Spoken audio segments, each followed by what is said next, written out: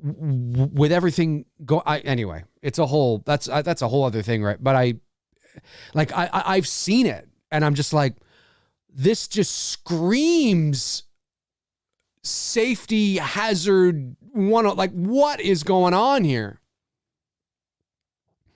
That's so sad. And you can see the moment of impact. Like, you don't see anything happen, but you can only imagine and hope, actually, that death was instantaneous. I really hope it was. And with that helicopter coming down like the way it did, there's a good chance it was instantaneous. When anything's horrific like that, you don't want people to suffer. Like, you don't. So all I can hope for is that it was just instant, you know? Awful. The poor family were on set too. Yeah. Yep. That's right. I remember that. I remember them mentioning that when the shit that I was watching. It's so sad. Oh my God. I can't even imagine. Can't imagine. Hug your loved ones, folks. You just never know. It's crazy. I say, see, like here, like he's in the warehouse right now, right? And he's about to be stopped by the security guard. But listen to this music. Bum, bum, bum, bum, bum, bum. That fucking synth kind of shit. It's great. Boom. Yeah, it's just awesome. And again, here he goes again, playing somebody that he's not, right? I love this. And I think the thing that I loved about it too is that I'm a really good improviser. I am very quick on my feet. I can think very fast. I have no issues doing that. And I can make up stuff and just go with it and say things that you would think was rehearsed. I've always been that way. I think I get it from my dad, or at least I don't know if that stuff is hereditary, but certainly I think, again, not even realizing it, I was naturally drawn to Eddie Murphy's ability, this character playing a character within the movie. So we know he's Axel Foley, but then all of a sudden he's pretending to be like a, immigration guy. And then he's the reporter trying to get a scoop with Michael Jackson. And then he's, it's just, and he's not dressing up in costumes. He's just in his regular clothes, but it's the way that he handles himself, like how fast he takes out his badge and shit. He's like, listen, he does this. And it's like, you can't see shit. You just barely see a badge, but it's his confidence. That's what it is. When you have that level of confidence and able to speak to people of authority or people that may take issue with what you're doing, if you can speak at a certain speak with a certain level of confidence, with a certain level of knowledge and information behind that confidence, you can fool a lot of people. Now, today's day and age, not so much. It's much more difficult to do that today for obvious reasons. But many years ago, back in the 80s or back when my dad was, in the 60s and the 70s and the 80s, and I mean, it was, you could do, I mean, it doesn't mean you'd be successful all the time, but if you were not afraid to do that, if you were not afraid of the potential consequences and you were willing to take that risk and you had a certain aura and of confidence about you and knowledge that you brought to whatever it is you were pretending to be, dude, I mean, you can have people fooled like that. No problem. Especially back then. So I always really liked this. Like, I love how confident he is here talking to this guy with the glasses. Listen to this. He's lying. He's not an immigration guy. Listen, I could have 25 agents down here, and he's so confident, and it's just rolling off, and it was so great. I was a part of my improv team in high school, and we competed at the what's it called? The Canadian National Improv Games or something like that. And I had a blast. I loved being it because it's just part of my character to be that theatrical character. You know what I mean? He's a character. Eddie Murphy's Axel Foley is a character. He's very theatrical, right? It's always the theatrics that I like as a kid. I really love the theatrics, and I just love that part of his character. It's so awesome. So great. Reese Wilson says, yeah, that footage they have on YouTube is disturbing. That's so sad. It's so sad. Frank says, hey, this movie is good. It is good. Change of pace. That's right. Yeah. It's getting, oh my God, it's getting a little sad. We need to make things happy again. Reese Wilson says, has the surge scene already happened? Eddie Murphy almost breaking character during that scene kills me. Yeah. Oh, surge. Yeah. Yeah. Sorry. I read that as surge, or surge, depending on how you want to say it. I've heard it said both ways, or Serge, you know. Yeah, he meets him. Yeah, at the beginning of the movie. You mean? Yes. Oh yeah, we're what are we here? We are 50 minutes and 40 seconds into the movie. Yes, it has happened already. That's so funny. And yeah, you can see it. It's hard. It's hard because he's really good at playing that character. Tabitha Short says, shit bucket. That's a new term that Dave uses. Never heard that before. And did I just use the word shit bucket? I don't recall using the word shit bucket. I don't recall using it.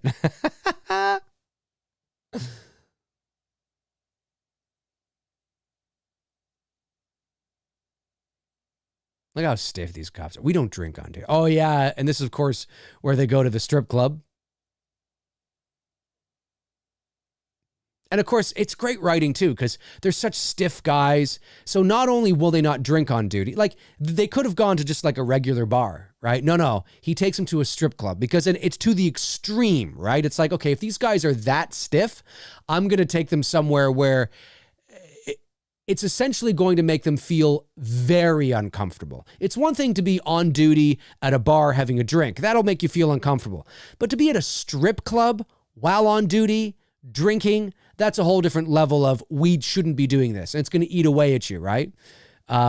It's just great. But you can tell Rosewood's totally into it. Like you can tell he's kind of like, oh, you know, he's got that little burn inside of him. And of course, it's Taggart that's sort of the older brother kind of mentality. It's funny. Oh, his car. Right. His car. Yeah, his shit bucket. Yeah. That's right. I remember that now. Yeah, I did say shit bucket. That's right. Frank Riker says, it ain't the 80s without a strip club scene. That's true. That's true.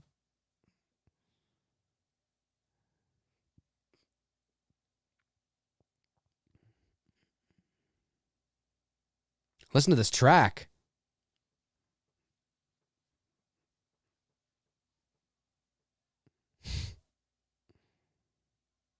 It's funny. Reese Wilson says, I remember watching part 3 when I was a kid, and even then knowing something was off. It lost its edge, and Taggart was sorely missed. Hugely missed. What was the reason why he wasn't in it? There had to have been. Was just because he didn't want to come back? Was it the script? Was he tied up with something else? I can't imagine he was tied up with something else. It's not like he's really done much. No disrespect to the actor or his character, but he's just remained a character actor his whole life. So I can't imagine, the opportunity to return to arguably his most famous role, I think would have been attractive. But scheduling conflict, actually, yeah. Oh, okay. All right, that's unfortunate. I wonder what it was.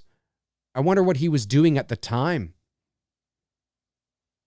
Well, I mean, would Taggart's presence have made the movie better? I mean,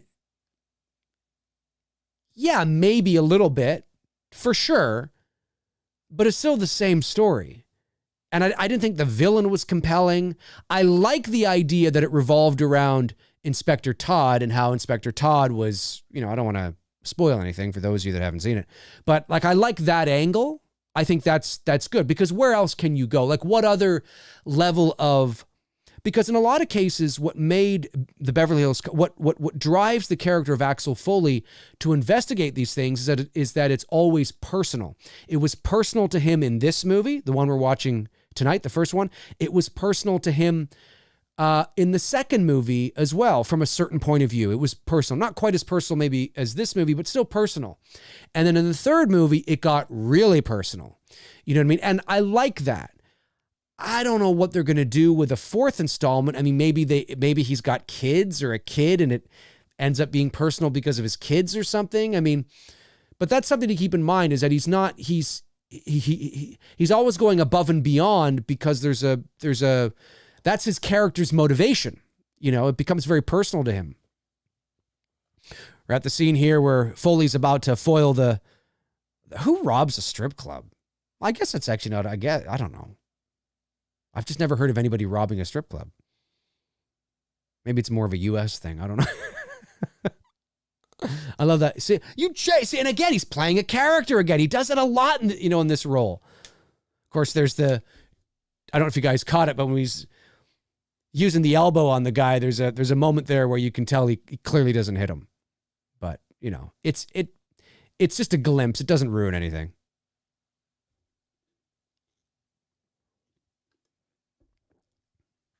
And this is the moment here where they're like, oh, see, he's earned Taggart and Rosewood's respect a little bit here, right? Because he was able to notice something that these seasoned detectives didn't,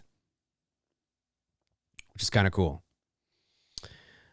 Darren Sand says, I also love the fact that he doesn't fall for Jenny. She's a good friend against the grain for an 80s movie. You know what? That's a really good point. A really, really good point. Yep, I like that too. Whether there was anything between them in terms of feelings in the past, who knows? But you're right that she is clearly in this movie just a good friend. And they don't hint at anything more. They don't allude to anything more. They don't suggest it. They don't even dangle a carrot. Nothing. She's just a good friend. And of course, yeah, I think I could not agree more. I like that angle too. Very good point. Of course, I'm at the scene here where Axel Foley is trying to pump up his two new buddies here. He's lying through his teeth, of course. And of course, the being so virtuous, these two cops, they probably want to go with the lie, but they can't because they're by the book cops. They're stiff. So, but you can tell again that the captain here, why am I blanking on his name? Bogomil? No. Why am I blanking on his name? Bogomil. That's right. Bogomil. Lieutenant, I should say. Lieutenant Bogomil.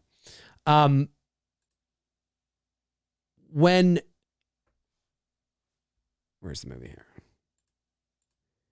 You can tell, watch very closely, after Axel's like, I had a really good thing going, and you guys ruined it.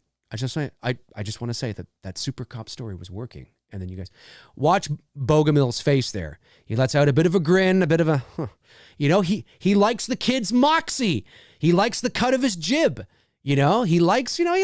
He likes him. Yeah, he's a bit of a pain, but he's like, I like this kid.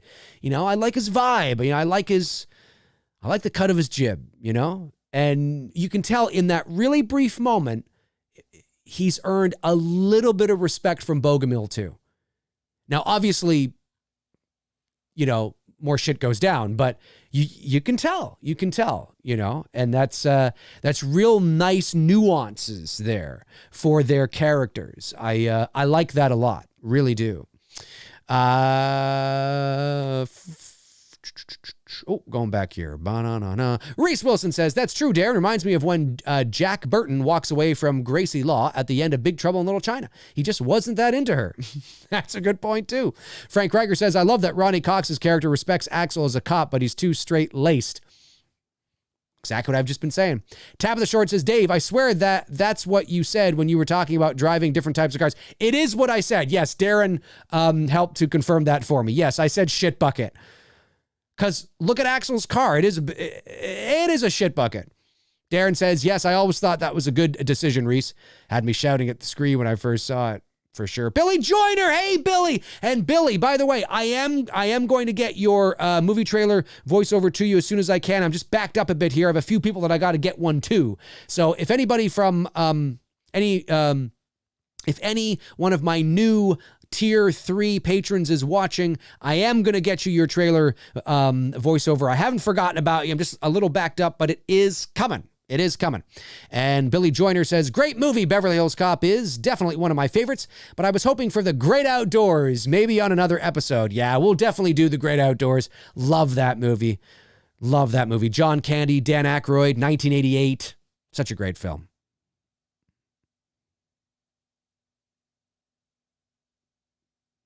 So they put 2 new cops on Axel's tail, but of course it doesn't matter. It doesn't matter because he's just too smart. He's just too... It's because he's street smarts, you know, and these guys are too stiff. Like the cops working in Beverly Hills, it's sort of like it's almost like a metaphor for, well, and it's not like they're trying to hide it, right? It's the Beverly Hills Police Department. You know, Beverly Hills is one of the ritziest, you know, elitist places, certainly in the United States, if not the world, right? Very high. I mean, you got money coming out of the yin yang in Beverly Hills, most of LA, whether you're in Hollywood, Beverly Hills, Santa Monica, maybe not quite Santa Monica, but Malibu, you know. So there's a very sort of uptight kind of, you know, vibe to that area, to that part of LA. So they naturally have the cops be all sort of, you know, stiff and straight-laced and by the book. You know what I mean? We're Beverly Hills cops. You know, it means more. You got this blue-collar Detroit cop just like, I don't fucking give it. And he's not afraid to do certain things that deep down inside these Beverly Hills cops probably want to do. You know what I mean? They probably want to do it, but they feel like they can't, you know, and he brings out that in them. Not necessarily these two here, but certainly Taggart and Rosewood for sure, which is always fun. It's fun to watch it. Billy Joyner says, no worries, Dave. I ain't falling for no banana in the tailpipe. You're not going to fall for the banana in the tailpipe? That's how he says it. He's like, I think I passed him. He's like, come on, man. You got to be more like, you know, got to be like, hey, man, I ain't falling for no banana in your tailpipe. You got to say it like that, man. I like when he does it like that. It's funny. I ain't falling for no banana in the tailpipe, man. Great shit. Great shit. It's just so funny. Yeah, you're not going to fall for the banana in the tailpipe? Come on, man. You got to say it stronger than that. I ain't going to fall for no banana in my tailpipe. It's great. I love it. Again, playing these characters, you know, it's the theatrics. That's what I love about this character. It's the theatrics for sure. Love that. And the Axel F theme playing all through here. It's, I mean, it's probably one of the great movie themes. And it's not a movie theme that you think of too often, but it's definitely one of the great movie themes for me anyway. I love this theme. And they played a lot in this movie. I think they play it less and less. Like, I think they play it less in part 2 and even less in part 3. But you hear it a lot in this movie. And here we go. He's going to be another character here. And this is great. I laughed at this so much as a kid. See, he doesn't look 22 to me. He looks young, but not 22. Like, you probably couldn't even do this character. This is how sad you probably couldn't even do this character anymore. I mean, clearly he's pretending to be gay, right? He's being flamboyant and gay. That's what he's pretending to be. You know, he's like, yes, hi, I'm here to see Victor Maitland. That's what he's being. He's being the stereotype of a very flamboyant gay man, right? Now, those men exist. They do exist. Not every man who's gay is like that. There are men all over the world that are gay that talk like me, that act like me. But there are very flamboyant, feminine men that are very much like the character that he's putting on here. And when I was a kid, man, I thought this was really funny. Really funny. But you probably couldn't even do this now. Oh, man. What's going to happen in the world? There was some sort of law that I saw passed, was it in Scotland or something, about hate crime and about how actors may be in trouble for playing like roles that people find offensive or something like that. Do you know anything about that, Darren? Some sort of, I saw this on the news, not on the news, but read it somewhere. Not on Reddit. I read it somewhere. Something like that. I can't remember. I remember thinking, no, come on. Now, this is a scene here. It just happened when he tosses that guy through all the food. You can tell it's not Eddie Murphy that tossed him. It's the one moment in this movie that I can tell it's a stunt double, because obviously you need somebody to know how to do it, right? They both would have been stunt doubles. You need two people to know how to throw, how to fall, how to go. It doesn't look like it would hurt, but it would if you don't know what you're doing. I love this scene. The guy who plays Victor Maitland, I've seen him in a lot of other things, playing different types of roles, but I got to say, he was a great villain. He was a great villain. Really good villain. Darren Sand says, I just watched Splash on the Disney Channel this evening. Can you believe Disney have digitally extended Daryl Hannah's hair to cover her ass? Yep. They even blurred John Candy's Playboy magazine. Stupid. Yep. I can't. Yeah. It's unbelievable to me. It's unbelievable to me. I don't know. It just feels wrong. Because, like, the thing is that what people don't understand about this kind of thing is that it's insidious. And sure, I mean, in the big picture, now you and I agree the principle of it, no, you don't do that for a variety of reasons. The average person who's not thinking about this maybe as deeply as we are and, or is not connected to the entertainment industry like, you and I are, right? Or, other people and, they see that and they go, oh, well, that's kind of dumb, but, whatever. Sure, yeah, it's whatever now, but it's like, they see, it's like seeing how much they can get away with, and it's a little bit here. Okay, it's an extension of the hair and a blurring of the Playboy now, but what is it going to be 5 years from now? And it's like crazy shit, man. To go back and look at movies like, are they going to take out the moment that Eddie Murphy says the N-word in this movie? Probably not, because he's black and he said it. So he's probably, so there's that thing where personally, I don't think anybody should say it. I don't care if you're white or black. It really bothers me when I hear black men. It's mostly black men saying it. And I know that it's often, they're not saying, they always say that they're not saying ER, they're saying GA, I guess, right? Like A instead of But I'm like, I've heard a lot of rap songs where it sounds like to me. It really does. And I'm just like, you know what? Like, don't, and I know a lot of black men and women too, who side with me on that, are like, yeah, no, it shouldn't be said at all. Like, you can't have your cake and eat it too. Like, if you don't want, let's just not say it. You know what I mean? I think, but again, it's said in this movie. No, I don't think it should be removed from the movie. It's a product of its time, context, nuance, right? Think about how it's being used, what he's saying, but, and that's just one example of what Darren's talking about there in terms of the altering, art, essentially. I just don't think you should do that. It bothers me. I don't think Daryl Hannah's hair should be extended and the Playboy shouldn't be. The Playboy is blurred out. Like, is Splash a children's movie? It's not a children's movie. I don't think Splash is a children's movie. But then again, what Netflix decides is I know this is on Disney Plus, but Indiana Jones and the Temple of Doom is in the family section. I don't know. And it's in the children's section. It's like, hearts being ripped out, Molarum, Sularum. I don't know. Who the hell knows? But I agree, though. I agree. It's this kind of thing where it doesn't seem like a big deal, but this is how these things start. Nobody brings down the hatchet all at once. Society doesn't, bring it all down all together at once, because nobody would stand for that.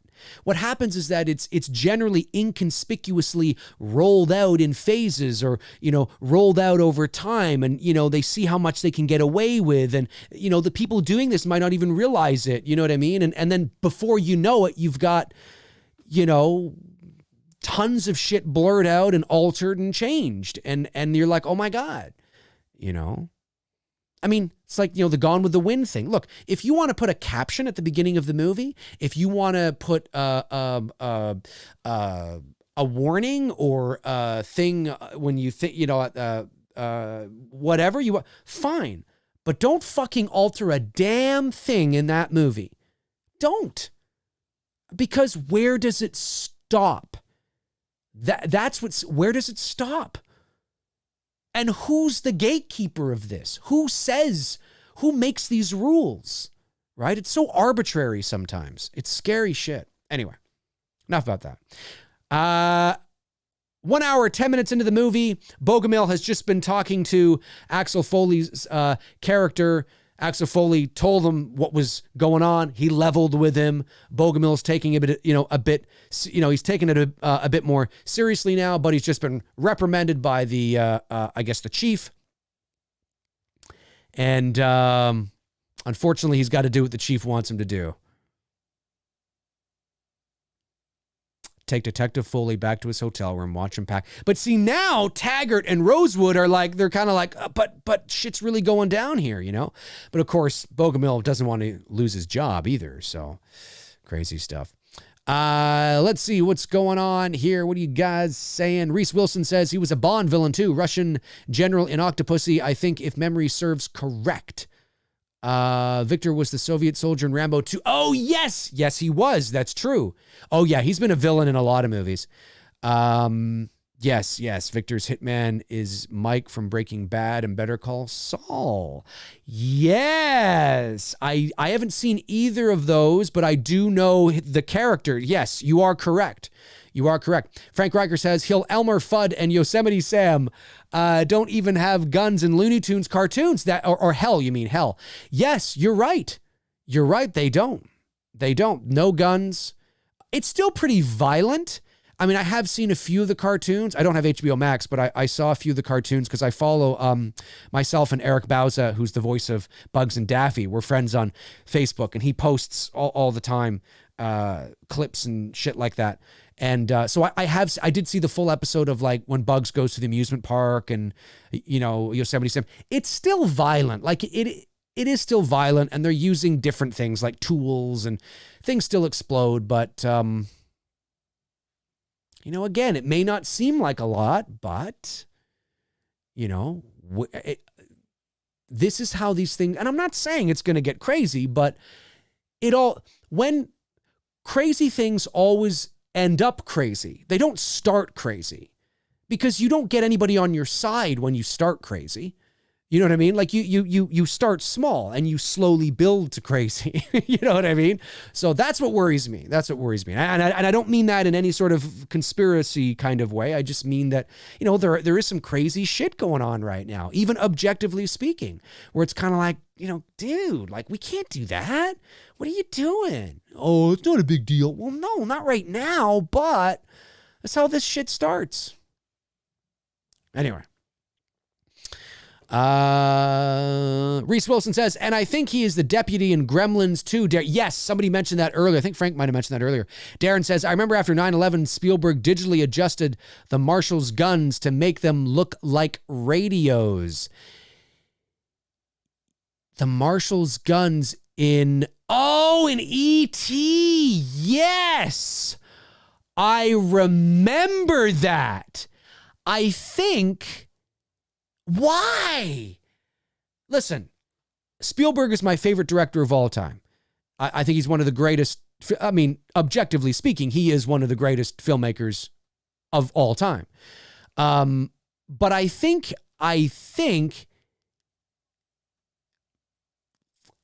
he is.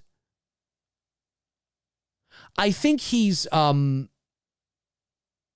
From what I remember, he's since gone back and I don't know if this includes that digital alteration, because I know there was a special edition of E.T., which might have been actually 2002 for the 20th anniversary maybe, or maybe the 25th anniversary in 2007 or whatever. But there was something where he's since gone back and said, I will never do that again. Now, I don't know if he's talking about the alterations to the guns looking like walkie-talkies, or if he's talking about the digital alterations in E.T. in terms of E.T. himself, because there's a lot of things that was changed there. But I think he since regretted that, because I think a 30th anniversary or 35th anniversary version of E.T., I think has gone back to the original now or something like that. I don't know if that's what he's talking about, but yeah, no, you're right. I remember that. I totally forgot about that. You're right. It's the scene when they're when they lift off, right? When they're on the bikes and they gain flight. I think that's the scene, if I'm not mistaken. Tabitha Short says, Dave, are you tweeting during movie night? Am I tweeting during movie night? No, I'm not tweeting during movie night. Why? Is somebody tweeting on my behalf on my account? Uh-oh. Or was it just because I was looking at my phone? Maybe it's because I was looking at my phone. I was just looking at my phone. No, I'm not tweeting. That's the one, Dave. Yes, I remember that. Yep. Yeah, fuck, that's right. But I think in one of the versions that has since, I remember Spielberg saying that he would never do that again. Whether that includes that, I don't know. But I think I remember hearing something like that. And if he's changed his heart, or if he's had to change his mind, good. Insane to me. I'm at the scene here. I am an hour and 15 minutes and 37 seconds into the movie. Rosewood, Jenny, and Foley are in the car trying to figure out what to do. Axel's going to go in there. Rosewood knows that he's out of his element, but he kind of likes this a bit, you know? It's like real sort of excitement for these cops that don't see this kind of stuff on a regular basis, probably. And Jenny, and there's the Axel F theme again. Bam bam bam bam bam bam bam bam bam bam bam bam bam bam bam bam bam bam bam. It's great shit. They've entered the warehouse now, Jenny and Axel. They're about to get captured here, of course, and this is when Rosewood will eventually see Jenny being taken out to the car. It's so great. Such a great movie. Tabitha Short says, I got a notification that you tweeted about It's Me, Billy. Oh, yes, that was earlier today. You just got that notification now. Or maybe you're just checking your phone now. That's fair. Yeah, no, I tweeted that this morning. 10 o'clock, 11 o'clock, something like that. We've hit, with the $2,000 from the It's Me Billy-a-thon, which has yet to be added to the campaign, we've hit nearly 70% of our production budget. Actually, with the amount, because somebody purchased the Two Dudes perk today, which is not a cheap perk. So we've actually crossed the $40,000 threshold mark or the $40,000 mark, I should say, Canadian. So with the 2,000, we're actually at 42,000. I think we have actually exceeded 70% now, which is amazing. And we still have about 32 days to go. So we're really excited. We're very excited, very happy about that. Let me just check the campaign, actually. 419 backers. Amazing. Yeah, still sitting at 419. It says 67%, but imagine that saying 70 because I got to add that $2,000 in a couple of weeks. So that's awesome. And then, of course, Tony and I, at the end of August, are doing I just noticed I forgot to turn on my light. Screw it. I'll leave it off now because there's no point in turning it on now. The movie's almost done. But I had my light all ready to go. My green light for Saturday movie night, which I've been using, but I forgot to turn it on. That's all right. But yeah, so we're very happy with how the campaign is going so far. Victor Maitland is talking to Jenny here and Axel Foley. I just can't tell you how weird it is to find you here. He screams at her. I think that's the most emotion he's shown in this movie.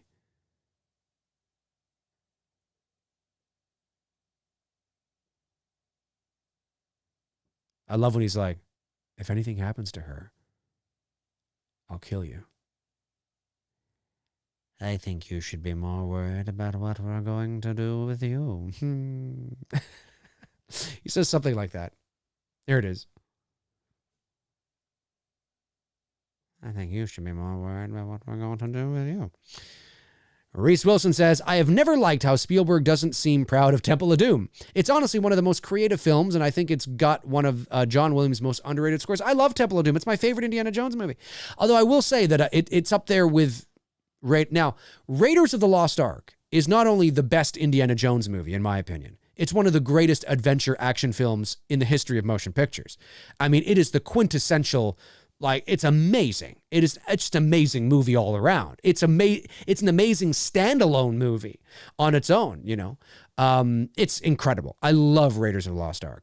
But Temple of Doom, I think, is still my favorite. You know what I mean? Just because of how insane it is, you know, and nonstop, and you know, I love Temple. It's the bridge at the end, and the minecart chase, and the voodoo magic and black magic and ripping out hearts, and the spike room, and everything, you know, the plane, the leaping out. Oh yeah, it's great. I love it. I think it's definitely the black sheep of the family. You know, when you look at Raiders, Last Crusade, and Kingdom of the Crystal Skull, they all look more similar than Temple. And of course, there's the old excuse, well, you know, we were in a bad place in our lives. George, I think, was going through a divorce, and Spielberg had just been going through a divorce or something. They were in dark places in their lives. I'm just like, come on, guys. Like, it was great. I mean, if he's really a swashbuckling, globe-trotting archaeologist, my argument has always been he's going to be getting himself into all sorts of kinds of shenanigans, meeting all different kinds of women and going up against all different kinds of villains. You know, he's not always going to be going after biblical artifacts in the desert chasing Nazis. You know, I mean that's great, that's fine, but I don't think that should necessarily be what he's always doing. You know, and when they went back to that in Last Crusade's a great movie. It is a great movie. But when they went back to that, I remember thinking, and then I don't know, and then King of the Crystal Skull is just a disaster. But I mean, it's like, it doesn't always have to feel like this hokey, you know, adventure. I mean, you can go dark, you can get serious like you did with Temple, you know, because he's going to get himself into all kinds of, I don't think, I refuse to believe that Rosewood, by the way, has just entered the warehouse here. I refuse to believe, and maybe it was George Lucas's fault, but I refuse to believe that between Last Crusade, which really was supposed to end the series, but a few years later when they were thinking about maybe doing another one, it should not have taken them nearly 20 years. It should not. You and I could write an Indiana Jones movie like tomorrow. You know, like, I mean, it shouldn't be that difficult. There were so many ideas. There's Indiana Jones books that are not canon, but there's books where I'm like, well, that sounds like a fucking amazing adventure. I want to see that. You know, Atlantis, I want to fucking see that. You know, like, there's all sorts of stuff they could have done, but for whatever reason, they wanted to keep Indiana Jones, I don't know, in a certain vacuum or something. I don't know. And it's not that you want to change the identity of Indiana Jones. You don't want to do that. It's still got to be Indiana Jones. But yeah, I like Temple for many of the reasons why people don't like it. Because I'm like, well, yeah, this is just another adventure he got himself into, you know? And it's crazy. It's crazy.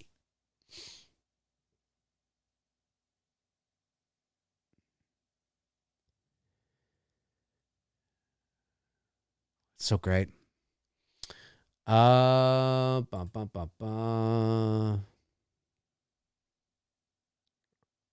we here? So, hour and 23 minutes and 20 seconds into the movie, Taggart's just telling those other two cops, go out there, tell me what you can find, out to Victor Maitland's house. Axel Foley is now going to pick the lock of Victor Maitland's mansion door here. About to go in because obviously that's where they're keeping Jenny. I think Taggart shows up in his car here. Yeah. Gotta love that car. When I was in college, somebody had that kind of car. Because I remember taking that exact car to go grocery shopping. And this would have been like 1999. So it's not even like the car was old then.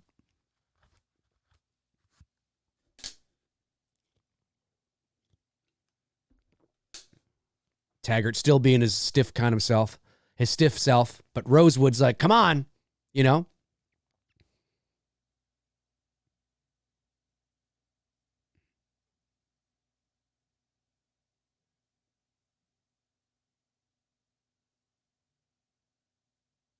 If you're lucky, you'll just get fired. And I love this when he goes in and then Taggart's like, oh, wait a minute. He goes to the trunk and gets a shotgun. It's great. It's like, all right, we're in. We're doing it. We're doing it. We're going full throttle now. There's the fucking music again. I got to get this. I had this soundtrack on cassette, and I'm not making this up. It's not one word of a lie. I used to listen to this soundtrack when I'd go running. That's how long I've been running. I've been running since I was 16, 1995. That's how long I've been jogging. There was a couple years there that I had to take off because of some injuries and stuff, but for all intents and purposes, I've been jogging for like 25 years. Never ran a marathon. Like I've never actually raced or ran a marathon or any sort of race. Every time I go jogging, I run about 5K. And I'm sure like over the 25 years I've been jogging, I don't know how many thousands of kilometers I've ran. I've probably done like, 500 marathons in my life, not in a row, obviously, but adding it all up, you know what I mean? But, yeah, I used to have a Walkman and I used to have the Beverly Hills Cop cassette tape. I had the Back to the Future cassette tape as well. I don't know what it was. And it's not like I listened to songs too, but some movie soundtracks really pumped me up. Like I had the Back to the Future theme going. I was jogging and the Superman theme and Axel F theme and shit. It's great. Used to pump me up. And I never hooked the Walkman to my shorts because it felt weird. It felt heavy. So I always used to carry it in my hand when I would jog. And some people are like, you carry it? I'm like, you fucking hook it to your belt with this heavy thing on your... No, yeah, I carry it. It just feels better. I never had any issues. Never had any issues. Frank Riker says, I love revisiting the 80s. Tabitha says, you jog 5K every night? No, not every night. About, I'd say between 3 and 4 days a week. 3 and 4 days a week, I jog 5K. And I've been picking it up a little more over the last couple of months in preparation for Dylan's new nightmare, because I want to make sure that I'm in good shape for that. I'm not in bad shape. I just want to make sure that I'm in good shape for that. Still don't know when we're going to go to camera for that, though.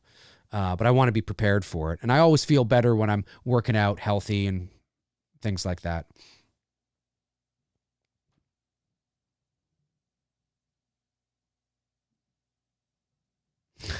Of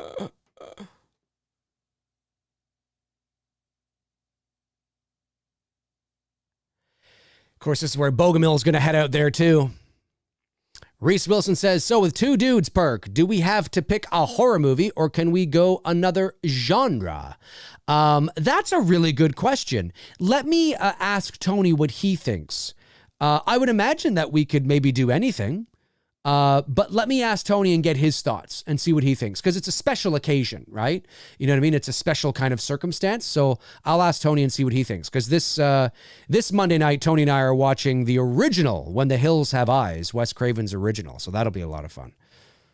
And yeah, I'll get his thoughts. Reese. Yeah, because Reese is going to be a guest on Two Dudes, which is amazing. And once the campaign is done and we move into the fall, like we'll start to work all that out in terms of schedules and all that kind of jazz. And, because the Two Dudes perk and the McRae Live and that kind of stuff are perks we can fulfill without the movie being done, right? Because they're not required for the movie to be done. Whereas things like Blu-rays and things like that, obviously we have to wait till the movie's done and stuff. But there are certain things we can provide now. I love 80s machine gun sounds. You can tell, I don't think that was Taggart either. That almost looked like Taggart, his stunt double, and almost like his wig was going to come off or something. I don't know. I'm not going to rewind it back because these things have to all be done in real time. But I'm definitely going to check that out because I don't know. I've never noticed that before. But 80s, I love it. This whole like fight scene at the end is great. Even the fight scene at the end of Beverly Hills Cop 2 is great.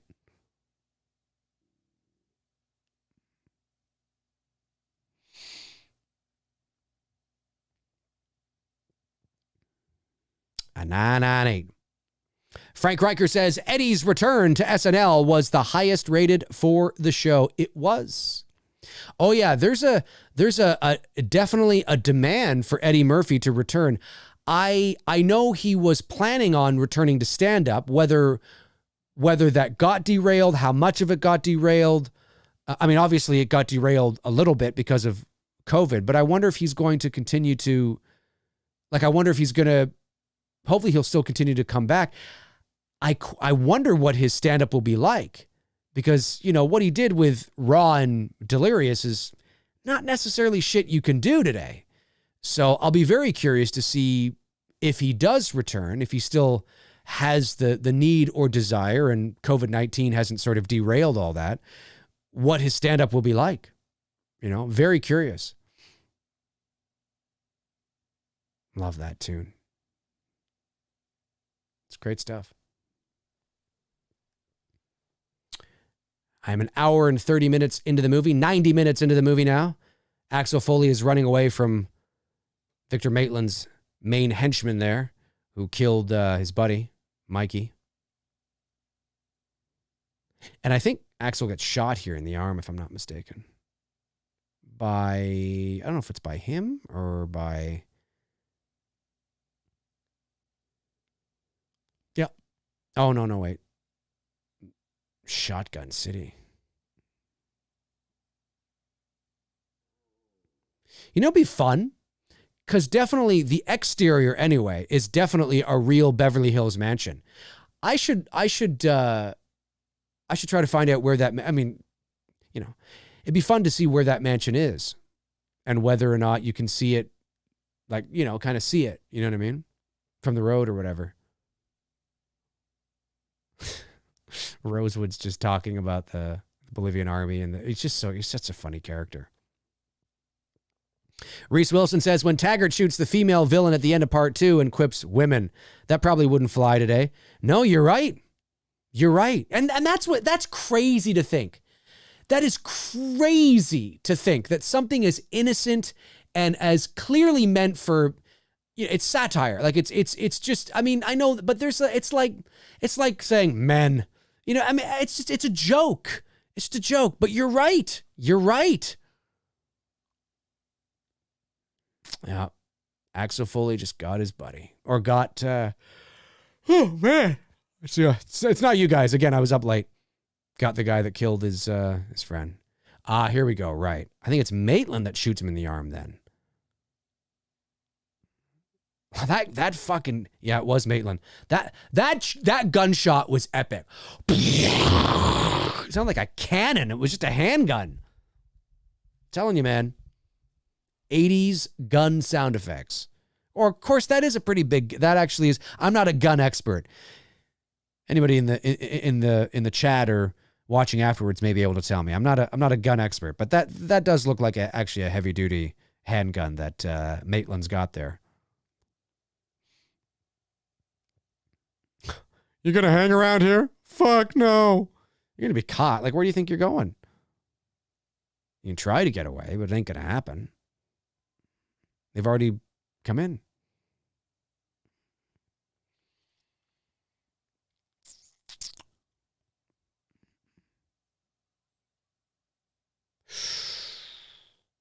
Why do cop cars, like, why are they all...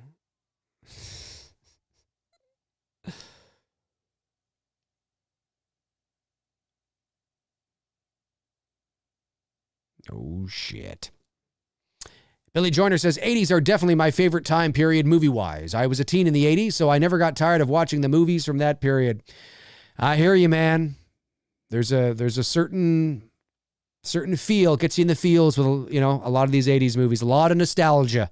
And a lot of good movies. A lot of bad movies, but a lot of good movies too. A lot of bad movies, but a lot of good movies. Like any decade, I guess. But the 80s was just great for movies, music, TV shows.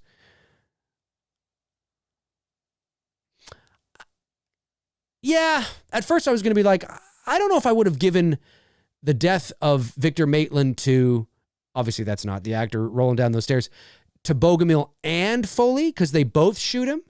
Maybe just give it to Foley, but Foley did shoot the guy that actually killed Mikey.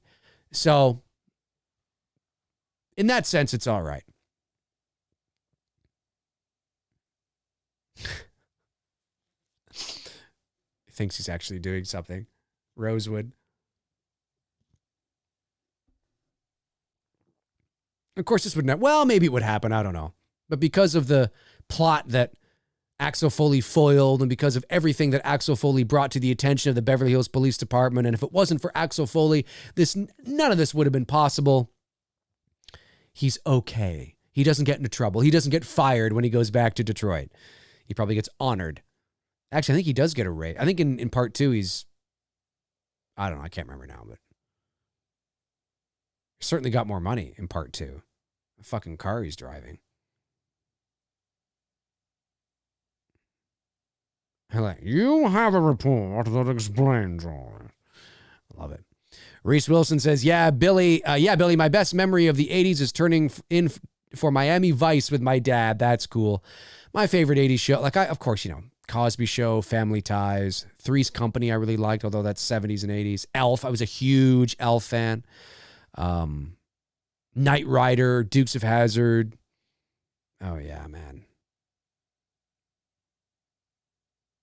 Wasn't a big Miami Vice fan, but definitely liked some of the ones I mentioned there for sure.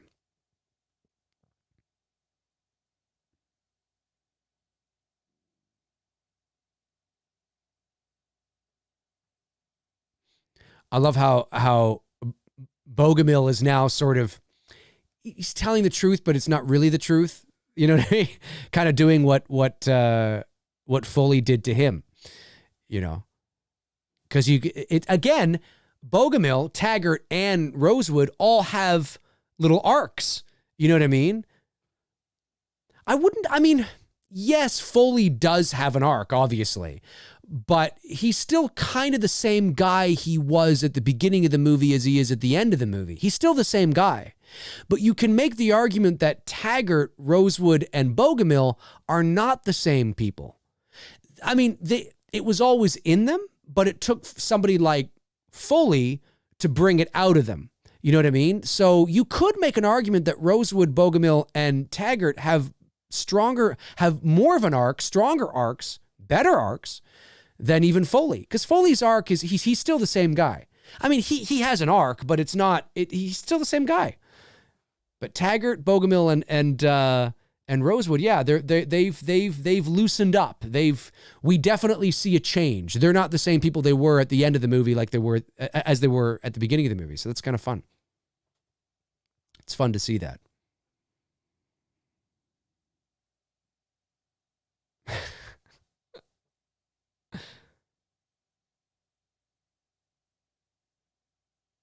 I love it.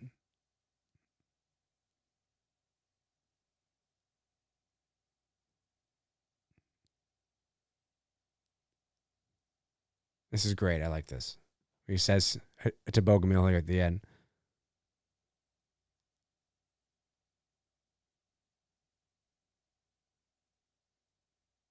I think your favors are all used up.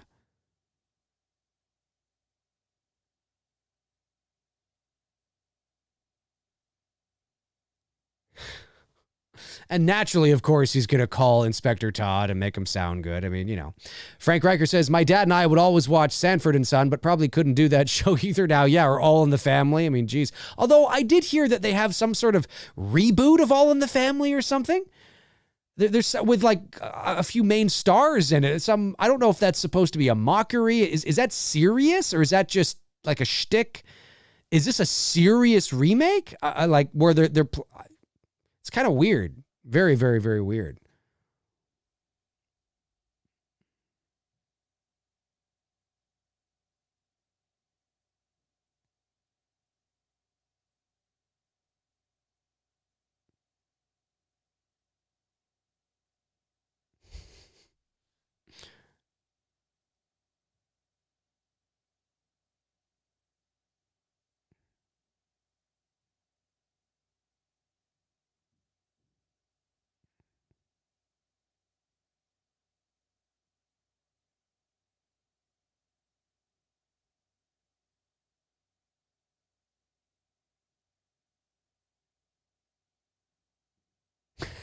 It's just funny.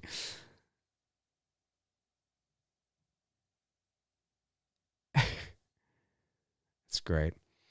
Jason Dyke says, Dukes of Hazzard was my show as a kid. Yeah, I loved it too. Bo and Luke Duke, just a good old boys, never meaning no harm. Been in trouble with the law since the day they were born. Love that. That was, what's his face there?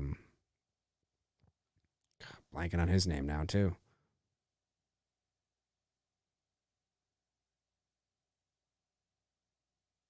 It's funny.